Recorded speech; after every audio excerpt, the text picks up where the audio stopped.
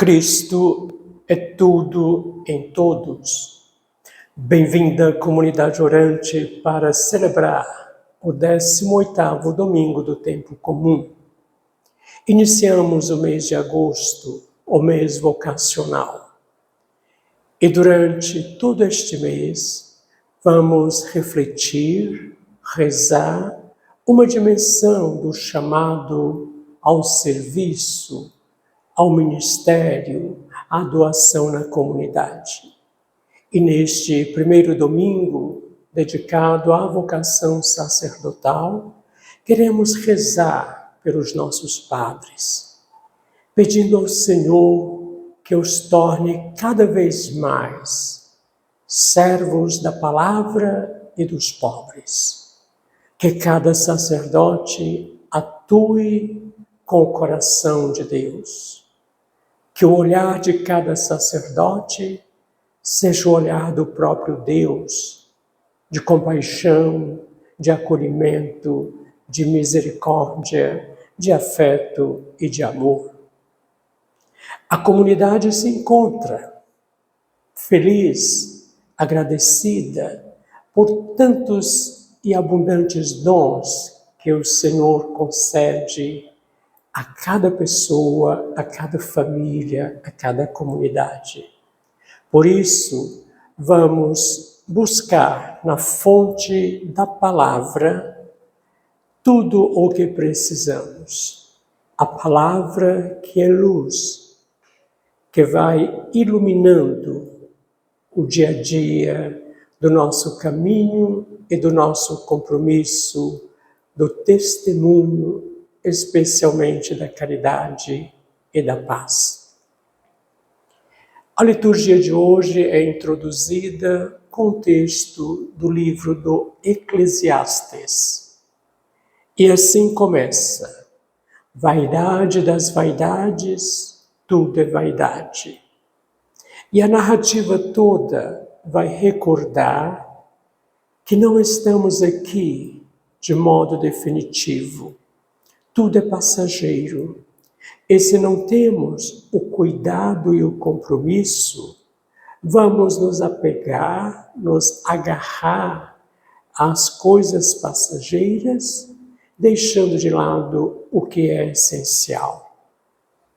Os bens que temos precisam ser colocados a serviço para o bem de todos, e não para o apego pessoal, para o fechamento, para a ganância.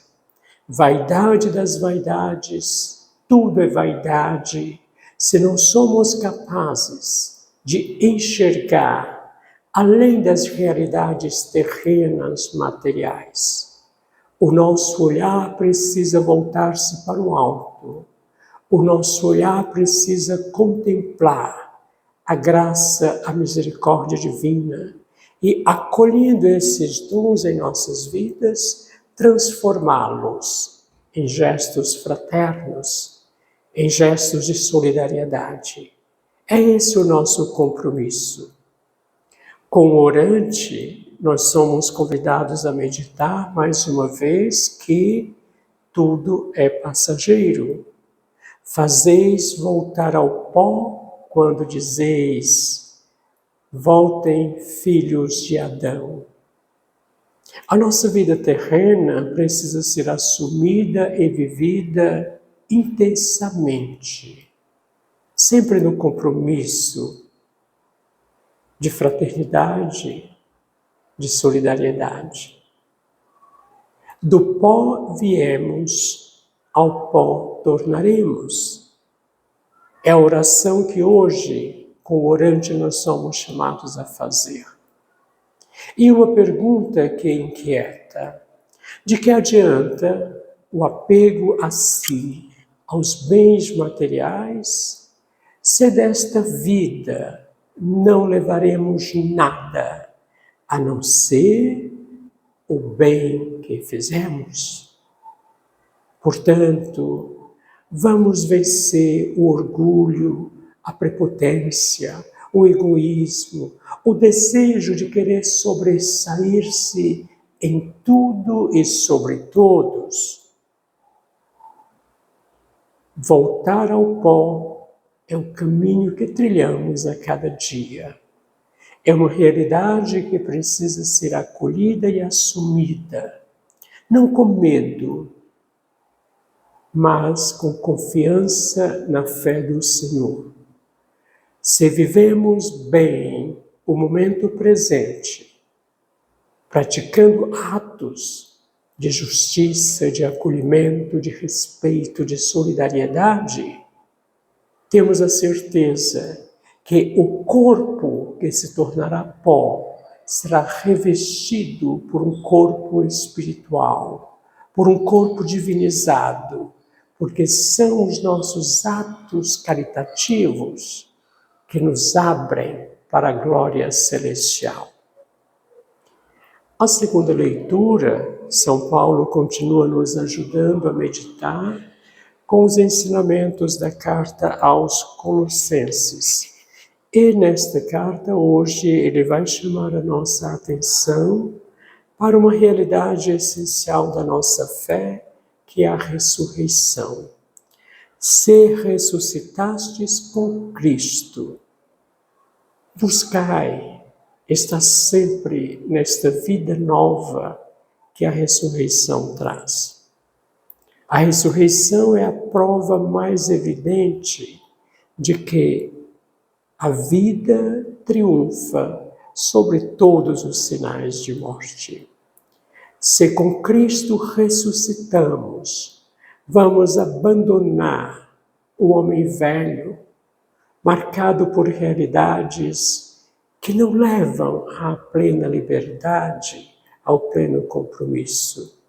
Este é um grande apelo que hoje precisamos acolher e assumir em nossas vidas. A vida, a alegria, a esperança, o testemunho valem muito mais do que tantos sinais de guerra, de violência, de desprezo, de desrespeito pela vida humana e de descaso para a casa comum. Ressuscitados com Cristo para uma vida plena, para uma vida de doação. É esta a nossa tarefa diária.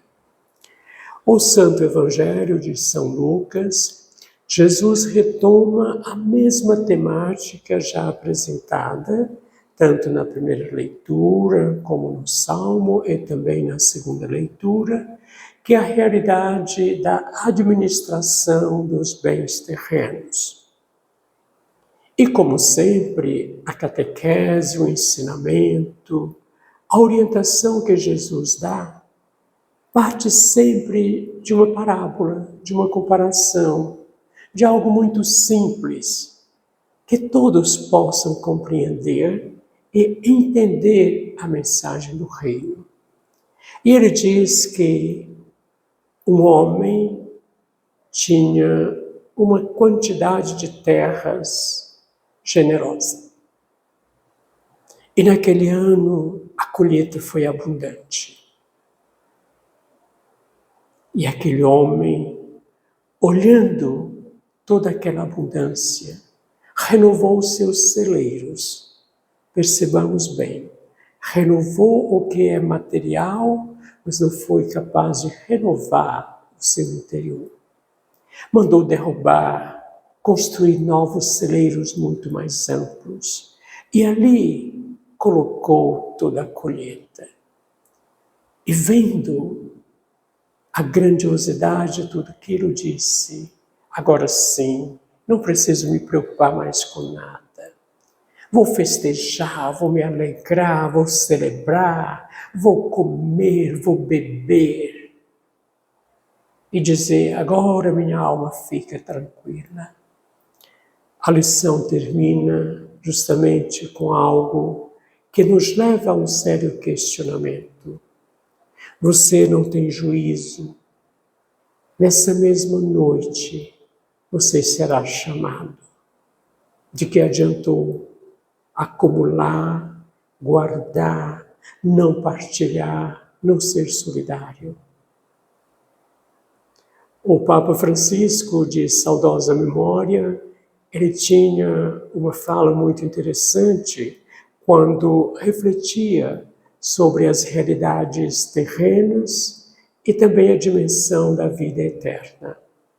Ele dizia assim: se alguém um dia ver num cortejo fúnebre um caminhão com mudanças do defunto, me avisem, que eu quero ir lá para testemunhar. Isto confirma aquilo que refletíamos mais cedo. Desta vida, levamos apenas e unicamente o bem que fizemos.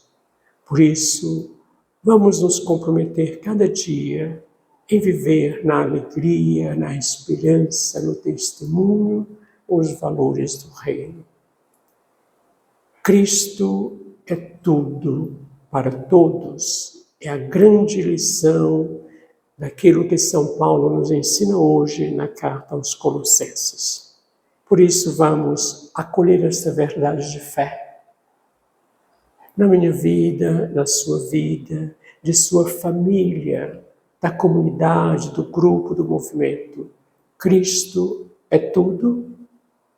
Reflita e juntos busquemos sempre trilhar o caminho que o próprio Senhor nos apresenta. Amém.